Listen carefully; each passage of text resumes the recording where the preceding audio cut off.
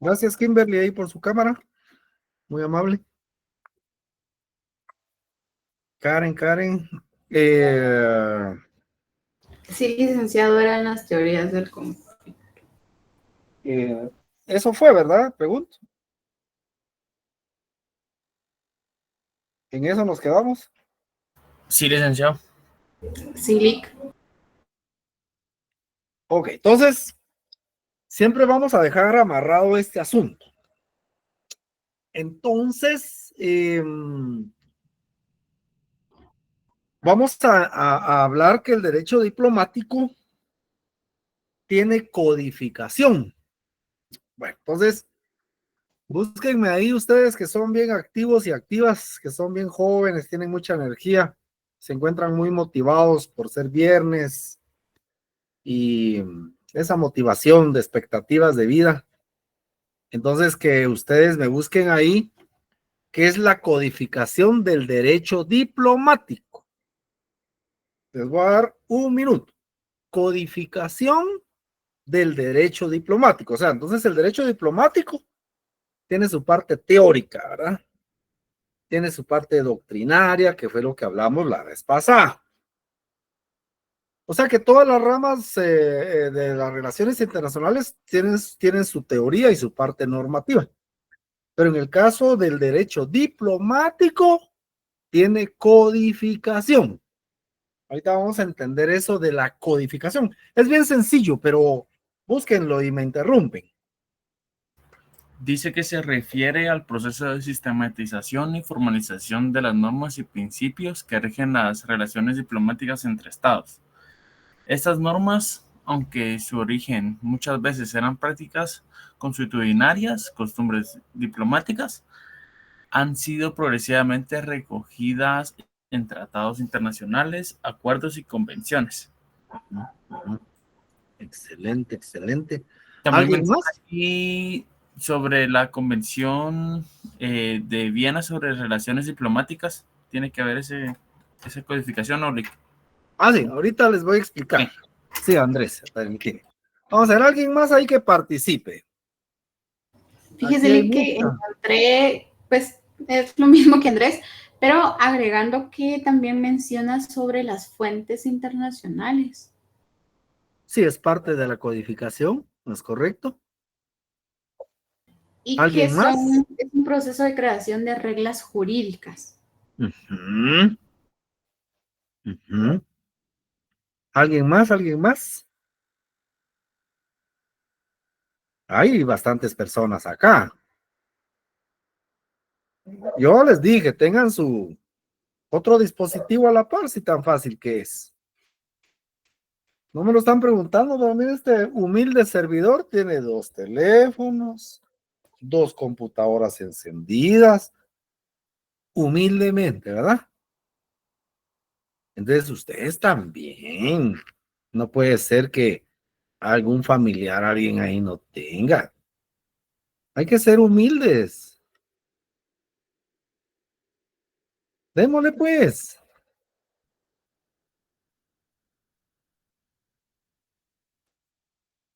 Aquí me voy a quedar esperando.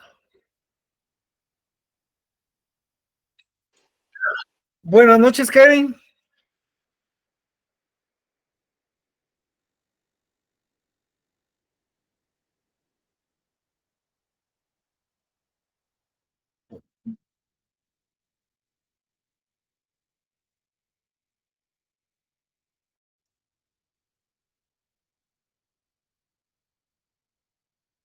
Ok, muy bien, me llega. Es que ustedes quieren todo servido, pues, pero bueno, ustedes mandan. Eh, bueno, vean. Búsquenme ahí qué es el jus gentium o derecho de gentes. Aquí vamos a ir entendiendo.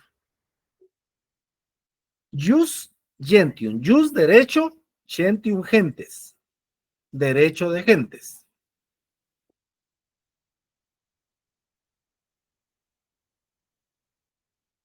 ¿Ya? Dice que era la denominación que daba el derecho romano a aquella parte del derecho público aplicable a sus relaciones con otros pueblos y que ha terminado aplicándose en el mundo jurídico como sinónimo de derecho internacional, aunque los romanos nunca usaron el concepto de Estado ni de nación. Ujú, ujú. Ok, ok, gracias, Julius. Bueno, entonces vean, les voy a explicar esta parte. La humanidad hemos tenido, nos hemos compuesto por diversidad de naciones, naciones en términos socio y etnológicos, que por cuestiones en donde la geografía tiene mucho que ver en la conformación de los grupos. ¿Y qué les quiero yo decir con esto? Ahorita me estoy metiendo un poquito al campo geopolítico. Todo aquello que nos enseñaron en primaria, como los puntos geográficos, ¿se recuerdan, verdad? Que nos ponían a que nos aprendiéramos. Bueno, yo no sé si ustedes estudiaron así, pero yo sí estudié así, en donde aprendíamos ríos, volcanes, cordilleras, capitales. Yo no sé si ustedes se saben capitales, ¿verdad? Porque yo sí me sé tal vez un 90% de las capitales del mundo. ¿Y ustedes cómo se sienten ahí? A ver, esos internacionalistas. ¿Cómo se sienten con capitales? Bien. Así díganme. Más o Pero que no menos. tengan que ver con el capitalismo, dice usted. Ese es otro rollo. No, yo sé, yo sé. Bueno, pero ¿cómo están en capitales? Lástima, licenciado, que no estamos en virtual para un juego de capitales, así como esos que ¿Verdad? en la tele. ¿Va? Sí, sí, en ese es un tema importante, mucha en puntos geográficos, ¿verdad? Miren, un internacionalista debe de saber eso. Miren, ustedes metiéndome en vidas privadas, ¿ustedes qué hacen el fin de semana, mucha? Yo estudio. Trabajar, lavar la ropa. Miren, cuando esté lavando la ropa, pónganse los audífonos y están escuchando cuestiones ahí de temas relacionados con la carrera. Bueno, ¿por qué sale este tema de lo geográfico que tiene que ver con el derecho de gentes? Entonces, históricamente, o ustedes no se han preguntado, creo que eso ya lo hicimos, ¿cómo se conformaron los estados? O sea, ¿qué influyó? No se han preguntado qué elementos influyeron. Ustedes no se han preguntado mucha. Es que si no se han preguntado esto es, por ejemplo, las fronteras son naturales, les pregunto. Las fronteras político-administrativas son naturales. No, No, son licenciado. Vaya, no. ¿Qué son entonces? Si no son naturales, ¿son qué? Creadas, licenciado. Inventos, Impuestas. ¿verdad? Pero inventos con bases. ¿Y qué definió ese invento? Busquen ahí, mucha, cómo se definen las fronteras. Actívense, es que internacionalistas, mucha. Son internacionalistas.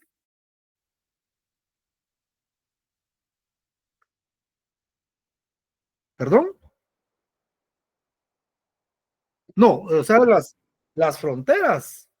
¿Cómo? Licenciado, Solo Sandra levantó la mano, perdón. perdón. Sí, dice, las fronteras se crean y se definen con base en acuerdos suscritos, en tratados o arreglos surgidos por la fuerza, la diplomacia, la amenaza, el permiso o el convenio pacífico. Ok, pero ahí vamos bien. Pero, ¿qué originó esos convenios, esos tratados, esa situación? ¿Cómo? ¿Qué La lo necesidad de originó? coexistirle. Vamos a ver. Licenciado, Sí. tanto en su concepción general como en, bueno, ahorita estoy leyendo un fragmento de algo que encontré aquí en internet, que tanto en su concepción general como cuanto a los límites que la definen son el resultado del desarrollo al término de un conflicto o búsqueda de un acuerdo definitivo respecto a las regiones o áreas Ujú. donde se ha ejercido posesión Ahí está. o ha Ahí está. habido precesión en las fronteras heredadas. Es en base al derecho internacional, ¿verdad? Miren, mucha, estamos aprendiendo, fíjense.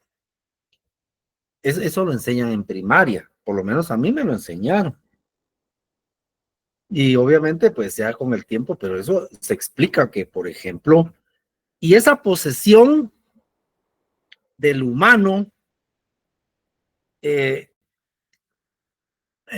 motivaba a poseer ese pedazo de tierra? ¿Qué ¿El le poder, motivaba? licenciado? ¿Cómo? ¿El poder? Sí, el poder y la necesidad de tener recursos, Ujú. ríos, volcanes, montañas para ponerlas como una especie de muralla de divisoria para ataques. Entonces eso también es lo que vino en los puntos geográficos y por eso no lo enseñaban. O sea, no, yo escucho a veces o leo ahí en Facebook que hay quienes dicen, ¿y para qué me aprendí eso? Tiene lógica haberse aprendido eso, pues, porque de alguna manera lo definen en los accesos. Por decir algo, si nosotros nos vamos a las etnias guatemaltecas, los quiché llegaban a un punto porque un río, una montaña los detenía. No sé si me explico. O un acceso ya les era inaccesible llegar a otro punto geográfico por cualquier circunstancia. Y en la otra circunstancia o espacio físico ya existía otro grupo que se denominaba cachiquel, por ejemplo. Y esos cachiqueles no podían pasar a otro lado porque si no hubiese existido alguna limitación física, se hubiesen ampliado más. No sé si me doy a entender.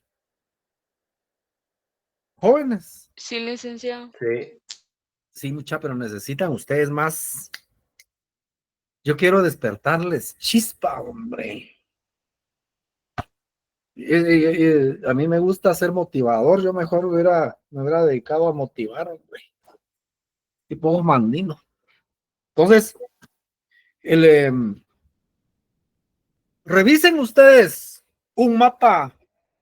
Háganlo. Es que yo quiero despertarles la curiosidad. Revisen ustedes un mapa físico en donde estén establecidos los puntos geográficos y van a observar que en la mayoría de casos hay puntos geográficos que definieron las fronteras y las etnias. Hay montañas, hay ríos, hay estrechos, qué sé yo. ¿Por qué Suchate? ¿Por qué el río Bravo? ¿Por qué hay que cruzar un río para pasar a Estados Unidos? ¿Por qué el Usumacinta? ¿Por qué la cordillera de los Andes? Madre Santa, por el río Nilo, el río Ganges, no sé. Vamos comprendiendo esa parte que está relacionada con el derecho de gentes. Pregunto mucha. Sí, licenciado. Ya se va entendiendo más. Sí, hombre. Como a veces yo siento que yo soy el que me cuesta enseñar. Bueno, entonces, ese derecho de gentes, de alguna manera las sociedades necesitaban comunicarse, hacer negocios. Y como esta situación se evidenció más desde el punto de vista eurocéntrico, por eso es que nosotros navegamos doctrinaria y jurídicamente dentro del derecho romano, Y ese derecho romano de ese entonces no conocía los estados, porque no existían los estados. Entonces, como no existían estados, crearon el jus gentium, que es el derecho de las gentes. ¿Pero de qué gentes? De las gentes circunscritas en una jurisdicción específica. Entonces se decía, estas gentes ejercen derechos de aquí para acá. Y las otras gentes ejercen derechos de allá para allá. Vamos agarrando la onda. No sé si me estoy dando a entender histriónicamente aquí. ¿Sí? Sí. Ok. Entonces, se crearon las civitas. Busque ahí civitas. ¿Saben qué son las civitas? Las ciudades romanas, licenciado. Sí, bueno, sí. Alguien más que busque, mucha.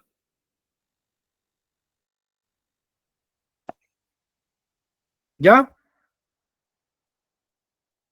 Jovenazos, juventud. Sí, licenciado. Dice que fuera una forma de organización social, política y territorial de la antigua Roma.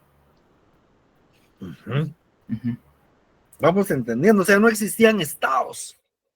Y entonces, del término civita se origina ciudad. Y de ciudad, ciudadano. Y de ciudadano, ciudadanía. Entonces quiere decir que esos ciudadanos ejercían derechos de gentes dentro de su territorio sin limitarle sus derechos de comunicarse con otras gentes. Que entonces, en todo caso, si lo trasladamos a la época, estamos hablando de naciones, pero en ese entonces no existían las naciones, porque el término nación es relativamente nuevo. No estoy diciendo tan nuevo que hace 20 años, 30, 100, no. O sea, relativamente nuevo dentro del derecho, porque la nación no existía, porque el término nación ya es una teorización de las gentes. Por decir algo, si no existiera el término nación, nosotros diríamos las gentes cachiqueles, diríamos nosotros, las gentes serbias, las gentes montenegrinas. ¿Me va agarrando la onda? ¿Sí? ¿O no? Sí. Bien. Ok.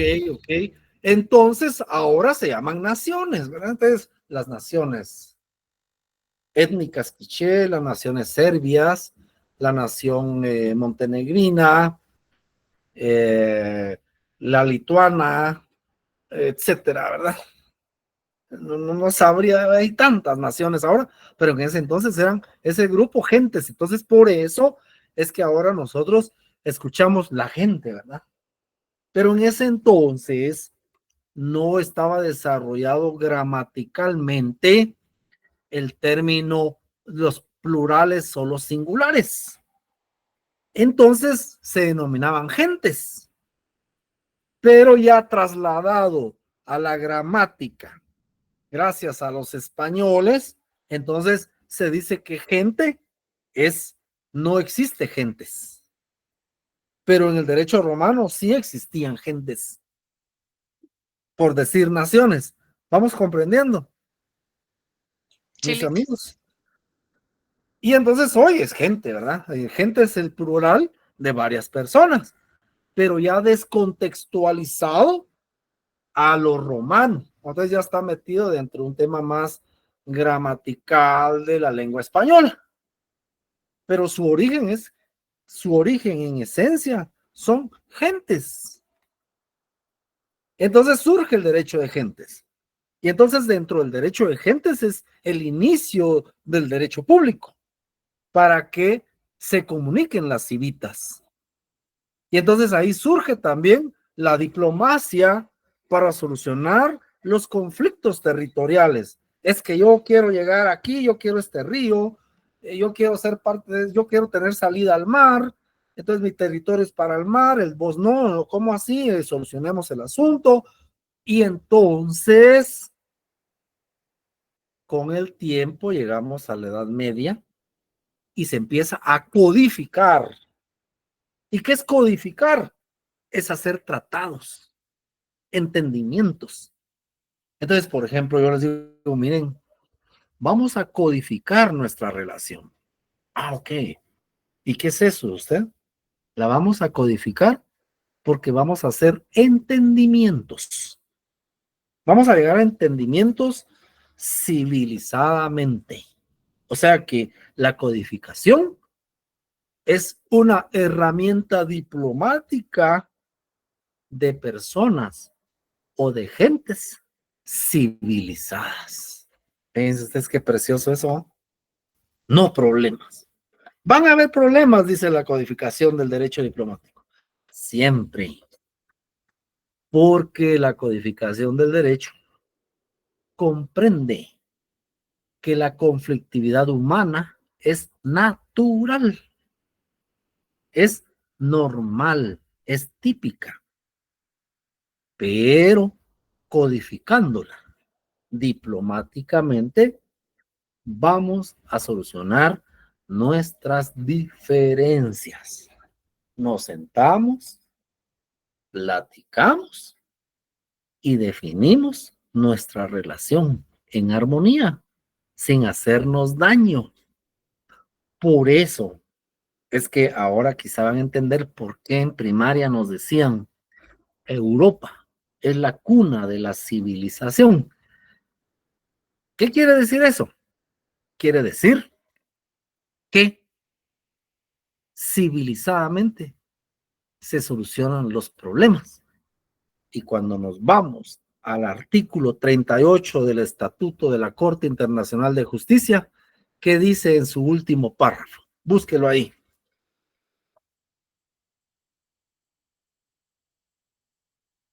Actitud de juventud.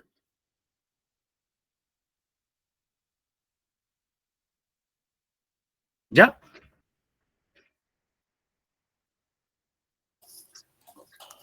La Corte, cuya función es decir, conforme al derecho internacional, las controversias que le sean sometidas deberá aplicar las convenciones internacionales, sean generales o particulares, que establecen reglas expresamente reconocidas por los estados litigantes.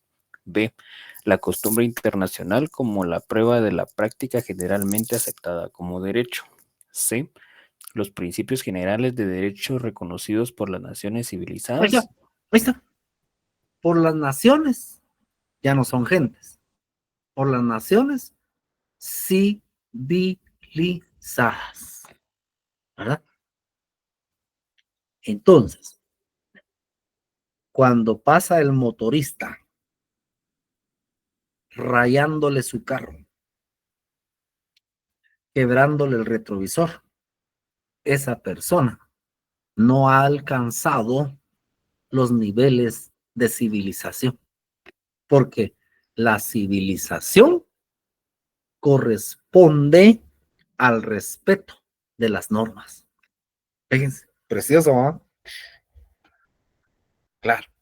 Entonces nosotros, civilizados, vamos a respetar normas, vamos a platicar, vamos a llegar a entendidos, porque somos gentes civilizadas.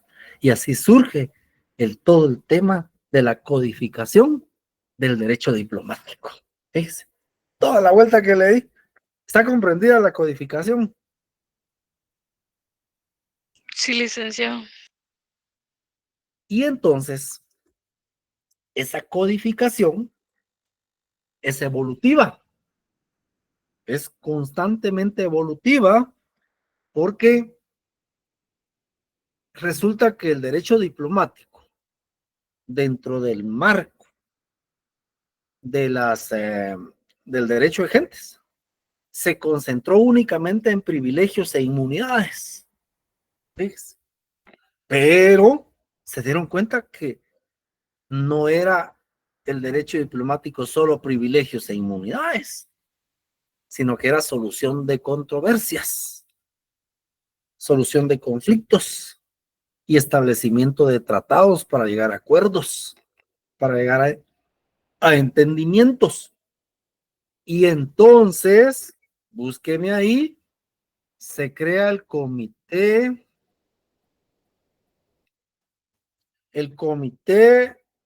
Internacional de Codificación del Derecho Diplomático. Búsquelo ahí. Sí, así se llama, creo. No me recuerdo muy bien. Disculpe, licenciado, ¿cómo dijo? ¿Comité? Comité Internacional de Codificación del Derecho Diplomático. Es que yo no soy enciclopedia, ¿verdad? Pero no sé si es exactamente así el nombre, porque también... ¿Es así el nombre, licenciado? Comité Internacional de Codificación del Derecho Diplomático. Se refiere a un grupo o cuerpo especializado en el desarrollo, revisión y sistematización de las normas que rigen las relaciones diplomáticas entre estados. Uh-huh. ¿Y dónde está instituido? ¿Quiénes lo conforman? Busquemos eso. Es interesante este mundo, ¿verdad?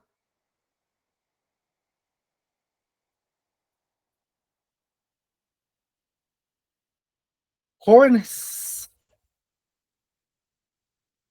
juventud.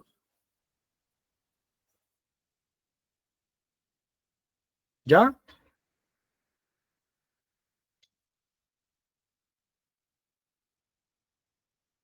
¿No? Pues a mí me parece que son los miembros de la Asamblea General de las Naciones Unidas, ¿no sale? Pero no, yo creo que no es eso.